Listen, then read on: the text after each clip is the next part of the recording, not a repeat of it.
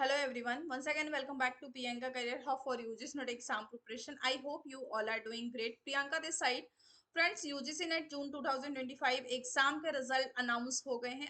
I hope आप सभी ने स्कोर कार्ड एंड रिजल्ट को डाउनलोड कर लिया होगा।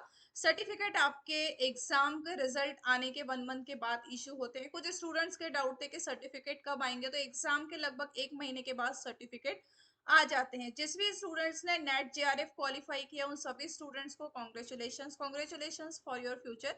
एंड जिस स्टूडेंट्स का नेट जेआरएफ क्वालिफाई नहीं हुआ है, ओनली पीएचडी एडमिशन लेने के लिए एंट्रेंस एग्जाम क्वालिफाई हुआ है, उन स्टूडेंट्स के लिए करियर की क्या अपॉर्चुनिटीज है, उनको आगे क्या जो है करना है, इस वीडियो में मैं आपके साथ में डिटेल में डिस्कस करूंगी। चैनल पर नए तो चैनल को सब्सक्राइब जरूर कर लीजिएगा ताकि आगे आने वाले सभी नोटिफिकेशन आपको टाइम टू टाइम मिल जाए।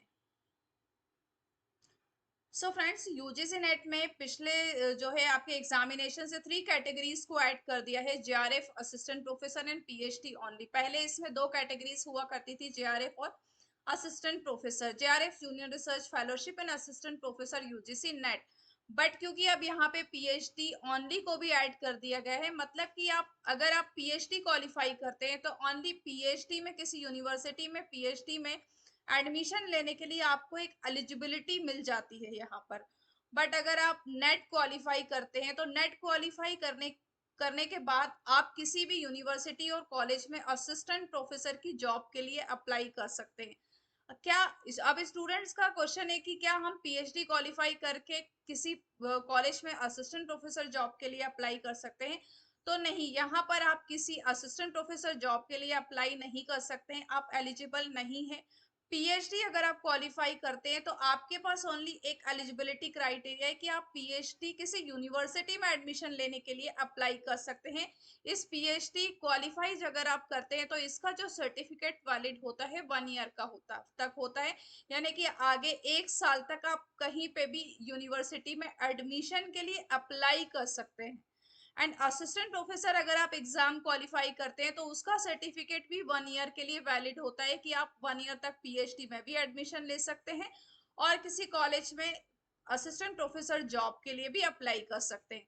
अगर हम बात करें जेआरएफ की, तो जेआरएफ का जो सर्टिफिकेट होता है वो 3 ईयर तक वैलिड होता है, यानी कि 3 साल में आप किसी भी यूनिवर्सिटी से पीएचडी में भी अप्लाई कर सकते हैं, पीएचडी भी कर सकते हैं, आप यूजीसी असिस्टेंट प्रोफेसर जॉब के लिए भी अप्लाई कर सकते हैं। तो सबसे ज्यादा अगर पीएचडी में एडमिशन के लिए बात करें तो ज्यादा चांस होते हैं पीएचडी एडमिशन के लिए जेआरएफ कैंडिडेट की, क्योंकि जेआरएफ कैंडिडेट की जो संख्या होती है वो कम होती है, पीएचडी क्वालिफाई करने वाले स्टूडेंट्स की जो संख्या होती है वो ज्यादा होती है। तो कि आपका जेआरएफ में आपको 45,000 लगभग आपको स्टाइफंड मिलता है, तो स्टूडेंट्स जो है यहाँ पर कम होते हैं, यहाँ पे कंपटीशन थोड़ा सा कम हो जाता है।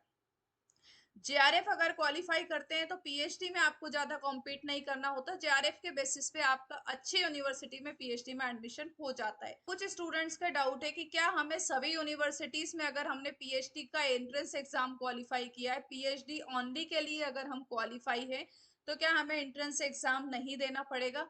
तो सभी यूनिवर्सिटीज के अपने अलग रूल होते हैं। अगर कुछ यूनिवर्सिटी अपने एंट्रेंस एग्जाम अलग कंडक्ट कराती है, वो एनटीए के बेसिस पर जो है स्टूडेंट्स को पीएचडी में एडमिशन नहीं देती है। तो इट डिपेंड करता है कि आप किस यूनिवर्सिटी में अप्लाई कर रहे हो और क्या वो एंट्रेंस एग्जाम क्वालिफाई करा रही।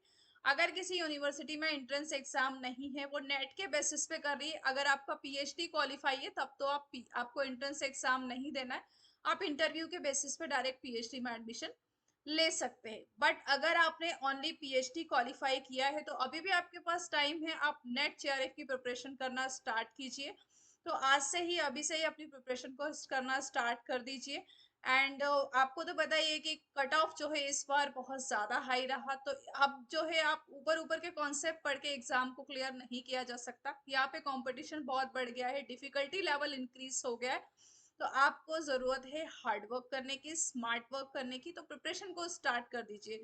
अगर चैनल पर आए तो चैनल को सब्सक्राइब जरूर कर लीजिएगा ताकि इसी तरीके के सारे नोटिफिकेशन आपको टाइम टू टाइम मिल जाए। पेपर 1 की मैं आपको कंप्लीट प्रिपरेशन कराती हूँ एंड पेपर 2 मेरा कोड 55 लेबर वेलफेयर है। Till then keep watching video. Thank you so much, have a nice day.